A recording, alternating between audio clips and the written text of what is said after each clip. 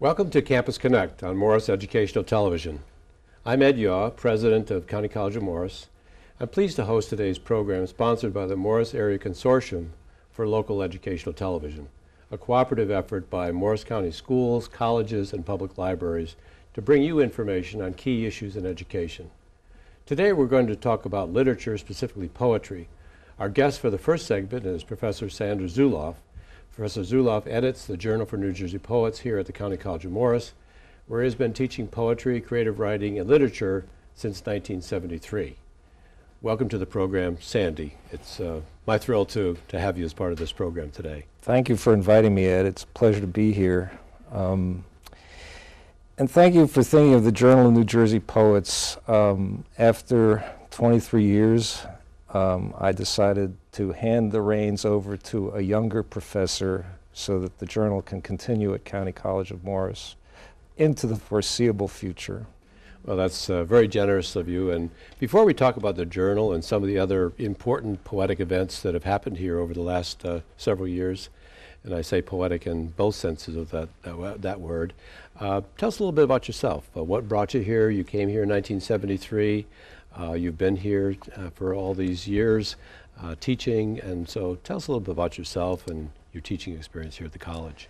I began teaching in New Jersey in 1968, actually, at the Martin Luther King Junior School in Paterson. And my first classroom was the classroom that Louis Ginsberg, Allen Ginsberg's father, used and taught in for years at Central High School. And then I began teaching at the Hanover Park Regional High School and decided that I wanted to go to Indiana University, and at the same time I was on my way to Indiana, I received a contract for my first book of poems, and so my major changed from medieval studies to literature and creative writing. And after, believe it or not, people think things are tough now. They've never been easy. When I received my master's degree, I applied to 300 colleges and universities across the country and ended up in the same county I left. Yeah. That's a wonderful story. And of course, you've been teaching poetry and creative writing here at the college for these years. Again, before we talk about the journal, you've also, through the years, sponsored many wonderful poetry readings and festivals here at the college, and maybe you could just say a few words about some of them. Right. When I was at Indiana, I heard James Wright read his poetry, and I'd never been so moved by poetry or a poet in my life. And I wanted to find out if there are any other American poets who were as dramatic and dynamic as he was. And so I began the Index of American Periodical Verse out at Indiana and did that for the first 10 years of its existence. It's now ceased publication, but 35 years later. So there were about 35 volumes that serve as a guide to poetry and periodicals. And because of my experience with James Wright and seeing how transforming that could be, when I arrived here, I asked for permission to bring poets to the campus because I knew that it would make a great difference in the lives of students to actually connect with important poets. And we've had a bunch of important poets at this campus, Pulitzer Prize winners, National Book Award winners, and poets that are just, part of the American canon, such as Elizabeth Bishop. She gave a reading here in 1979, 6 months before her death. Howard Nemeroff, Poet Laureate of the United States, was here in 1978. Philip Levine was here in 1977. Michael S. Harper. James Wright was here twice. We had the Bicentennial Poetry Series in 1976 that featured a dozen great American poets. And the roster reads like a history of late 20th century American poetry. And we just have had a tremendous run here. The Great Swamp Poetry Series presented 60 poets. So poetry has been very important at the college.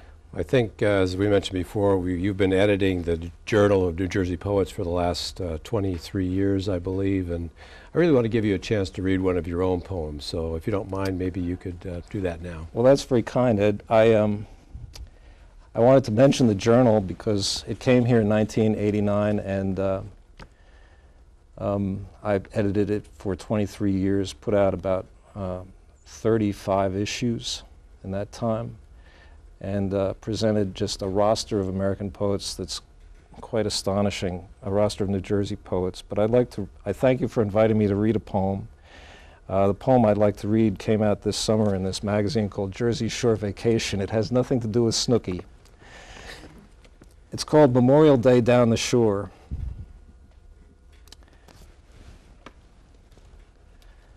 And I may not have time to read this now, Ed. Maybe I should just recite go ahead. the Go ahead and read it. Memorial Day Down the Shore. Like thousands of big lighters flickering at a rock concert, noon sunlight sparkles off dark waves. They crest and curl, then foam themselves flat into glass for the little girl with her orange pail who gathers some Atlantic for her mother. Rise up, pause, reflect the closest star, then crash with noise like traffic rushing on the parkway beneath you as you stand on a bridge looking down at the rumble and roar next to a ragged flag tied to a chain link fence. A man on the pier yesterday with white hair, a white mustache, glasses, shorts, curious, walking towards me, looking straight at me, looked just like my dad, dead 2 years this week. Hello, I say. Dad, I whisper to myself. He nods towards me silently, stoically. You're still judging me, I smile. The thunderstorm on Saturday afternoon made steam rise from the pavement, and the hot breeze moved the steam down our street like soldiers marching, flags flying. Our own Memorial Day parade. Ghosts, hundreds, thousands, more than 1 million who died for this country, the legions of America, all marching now, all silently marching, vaporous, vanished as the day each one of them died far from home. And now we remember them, hearing the ocean's unimpeded anthem of thump and rush that they once heard on distant sands, their ocean not singing to them, but thundering death, crushing their love into bleeding sacrifice, far away from home shores they'd never see again, their lost lives whispering, be to us, whispering joy. Thank you so much. That was just marvelous. When we return from our break, we'll meet poet Tina Kelley. Please stay with us.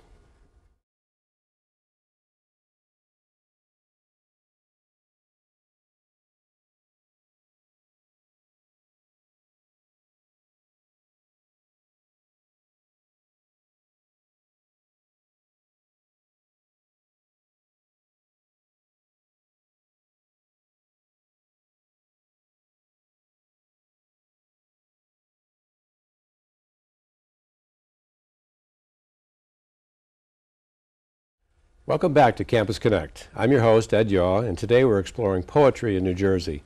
I'm pleased to be joined by poet Tina Kelley. Tina's been a writer for her entire adult life, sharing a Pulitzer Prize for her part in the coverage of the September 11th, 2001 attacks as a reporter for the New York Times. Her first book of poems, The Gospel of Galore, was published in 2003. Welcome, Tina. Thank you. Delighted to have you here today. It's great to be here. First and foremost, I understand you're a native of Morristown. Yes, I grew up in Morristown. I went to Mendham High School. I had many friends who came to County College from there. And through a circuitous route through adulthood, I ended up in Maplewood on the same train line into New York. So still rooted in Morris County. That's terrific, and we're delighted to have you here, and I've had a chance to hear some of your poems. And before we get to that, and I know you're working on a very exciting project now, but tell us a little bit about the New York Times coverage of September 11th and the role you played in that. Well, I did 121 portraits of grief, which were the small obituaries of the victims of the September 11th attacks. I was actually on maternity leave when the attacks happened, and when I came back shortly thereafter, I was working the night shift so I could be home with my daughter, and at night I would make the phone calls and do the interviews with the survivors of the families of the people who died on September 11th, and my job was to write up 121 of those short stories. That must have been I can't even imagine the depth of and what it took for you both to have those conversations and then to try to condense, as you so beautifully did. I remember reading probably all of them. What a tremendous job you and others did, and with that effort. That was really marvelous. Thank you. It was really important work, because at a certain point the people were calling us up and saying, please do my person. And it was a great responsibility to do them right, but it was also an awesome challenge, because to condense a life into about 250 words, I was glad I had some experience as a poet, because I learned to be very concise. Absolutely. And now you're working on another project, and maybe tell us a little bit about that. Well, I'm co-writing a book, or I have finished a book with a co-author, Kevin Ryan, who's the president of Covenant House. And the book is called Almost Home: Helping Kids Move from Homelessness to Hope.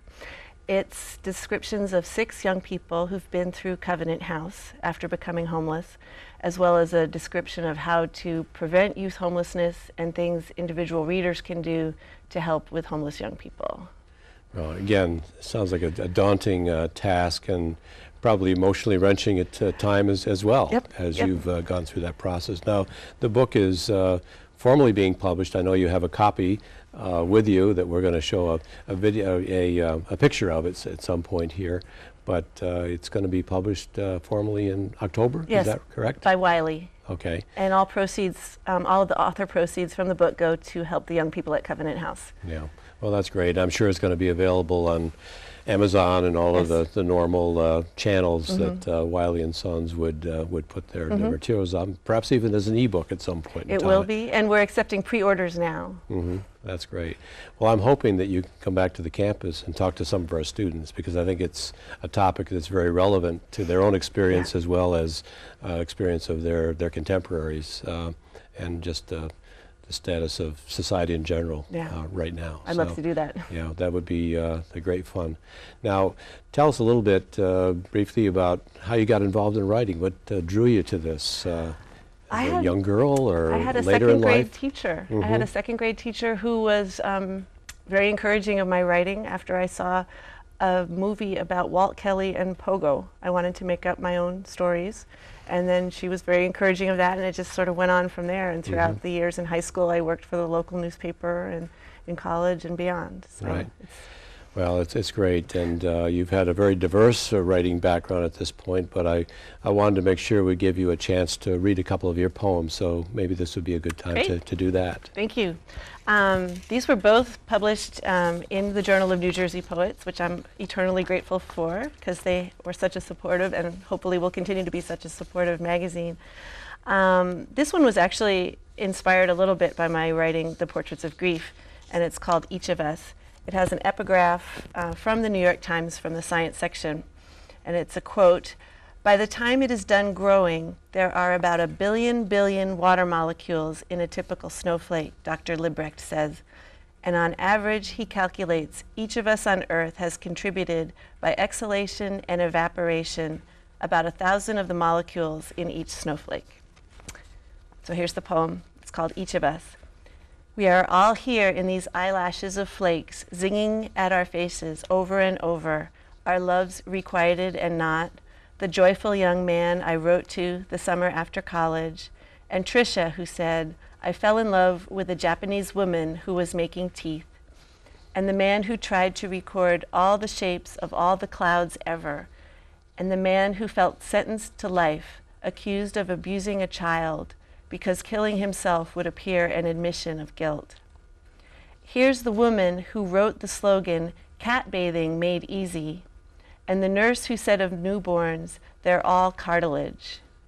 I see Ella like a carousel horse, impaled on her fear, lurching forward a bit, inevitably retreating. I want her to break free of whatever darkness constrains her. I see the drunk woman who called the operator 3 times, demanding to talk to her father in Tennessee. And here's the owner of a diamond lost on the Broadway sidewalk. Here's the dad who says, smile and say pumpernickel before taking a picture. And here's the man whose eyes were so dark no one could see his pupils. There's the child who, from a few months old, would hold on to his mother's earlobe whenever he got tired, and newlyweds who fit together like notes and measures. I notice a few molecules from the man who bought his late wife's favorite perfume to spray it on his pillow before he went to bed, the only way he could sleep. And the guy who wanted to write a poem starring the moon without the word moon in it. And M's friend composing a song, Sorry for the Things I Did to You in Your Dream. Here's the 98-year-old woman who was born with wrinkled hands. The doctor said she must have had all her troubles in a previous life, and looking back, she agreed. And a man who wanted his ashes put in a figurehead of a ship, thinking the bowsprit's the best place for traveling the ocean for the rest of time. Thousands of molecules melt on me, maybe including saints and my late grandmothers. Come along, look up, mouth open, take them in, a cold, wet Eucharist. That was wonderful. Thank you. You have one more? Sure. This is called Trying to Hear the Marbled Murrelet, and the dateline on it is median buyback timber sale, a mile past the road washout, Mount Baker Snoqualmie National Forest, early May, 4:15 a.m. I was part of a Audubon group of birders who would go out and camp out overnight and wake up early to see if they could hear this endangered bird coming back to the forest from the ocean. And if we could verify that the birds were using this land, then there would be less of a chance that it would be clear-cut. When it's the right one, I'll know. I want that metal-edged voice from the sea. He has left there an hour ago, flown up rivers ever since, mile a minute, robin-sized, up into these ancient trees before dawn. Instead, I hear the mountain's morning's more usual exhalations, the sighings of the varied thrush sounding like silence, Baroque songs of the winter wren, not those endangered noises, W for wing sound, J for jet sound, O for single note, A for alternate vocalization, the squeaky toy noise. Room on the clipboard for any of them, tape in the car plays all of them, I hear nothing. Just thrushes above, in a grandmother's hairnet dotted with beads, all just barely touching over the forest, just within hello contact, the way my sleeping foot brushes against my lover's for reassurance, a sparse, wide communion in acres of trees, old as the printed word. Crawling up through the gray-lit undergrowth, unruly ground of rotting trees, moist, marked off for cutting, I find nothing that can hurt me in these woods. But this could be this land's last spring. Strange to listen for something that's no longer here, trying to save what is. Birds, fly in, please, revealing yourself blatantly to those who stand here next. Wonderful. Thank you. When Campus Connect returns, we'll talk with poet Marvin Silbersher. Don't go away.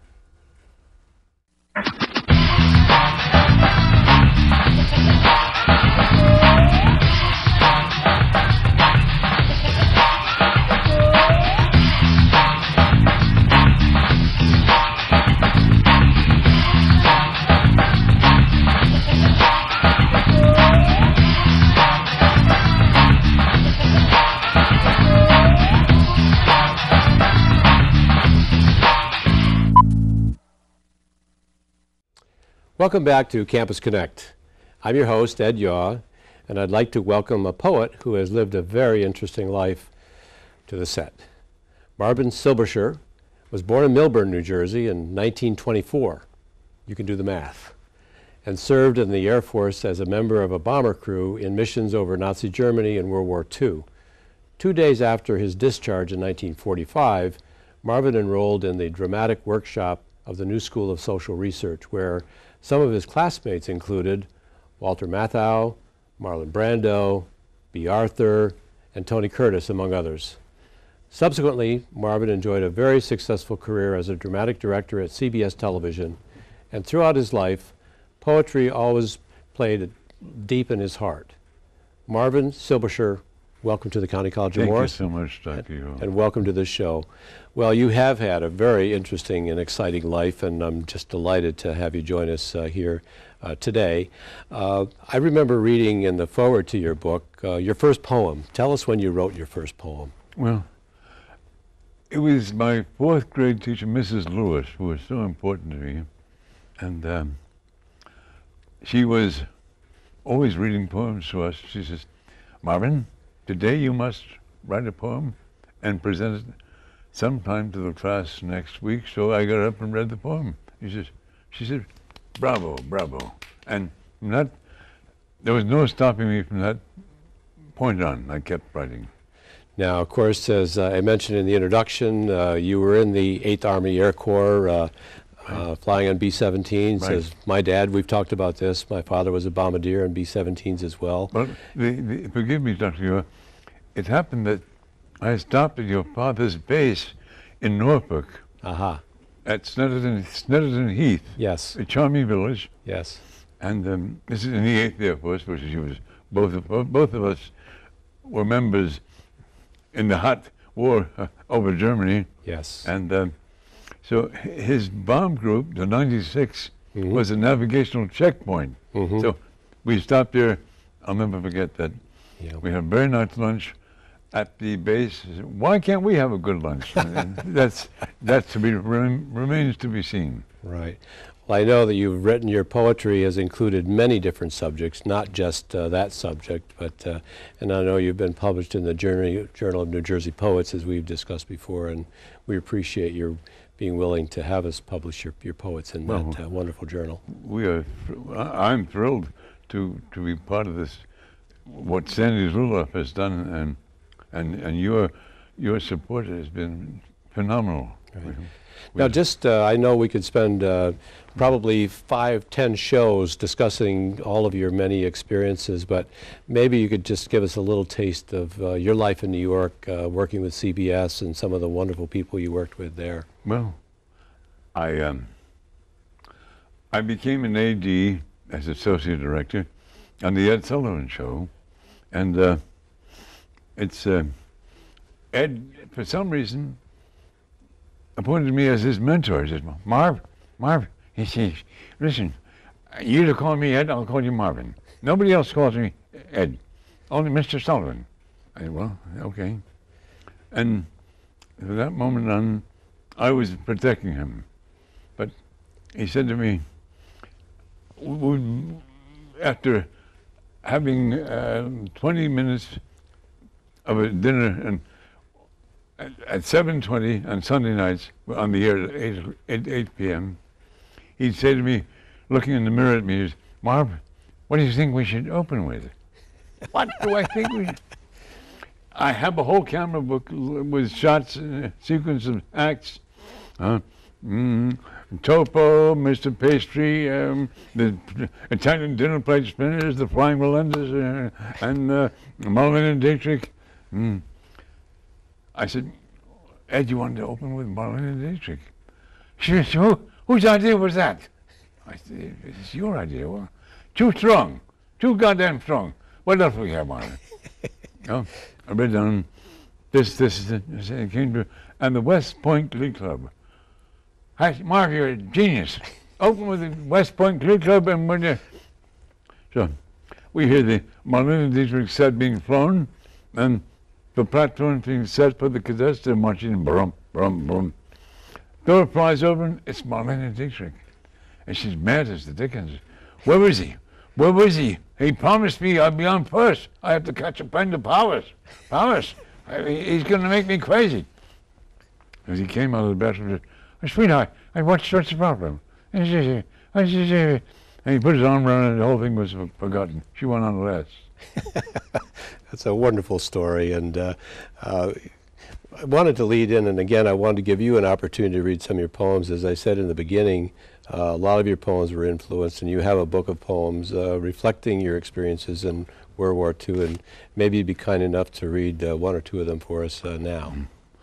Thank you, Dr. Yo. It's my collection called, it's called The Bells of Hell, and this poem is called The Crew We Never Knew. At 6 o'clock, when they came in the door, chalk white as ghosts, we gathered around them at the coal stove, asking a million questions. The 190s, the FW-190s, the MEs, they'd just come from Berlin. It was 2 in a row. It was our first day in the hut. We'd never been in combat. They answered everything we asked. Who prepared them for us? When we came back to the mess hall, they were sitting up playing cards, past 11, when I remember falling asleep. At 3 a.m., the lights suddenly went on. The CQ, with a clipboard, called out their names. They dressed silently, one by one. They went out the door. I remember the last one turned out the lights so we could sleep, and we never saw them again. This one is called London, 1944. We were dancing, the sun coming up between the paws of the Sphinx. We were dancing between Hyde Park and the Thames. We were dancing, teenagers, by the setting of the sun and the rising of the moon. We were dancing. Overhead the buzz bombs were falling, and we were dancing. And I stood at a street. A buzz bomb had killed her family and my lovely Gwen. Both very moving poems. Thank you so much for sharing them with us You're most welcome, Dr. today. That wraps up this edition of Campus Connect. I want to thank our guests, Professor Sandra Zuloff, poets Tina Kelley and Marvin Silbersher, for joining us. We invite you to visit our website at ccm.edu for more information about the various programs in our Department of English and Philosophy.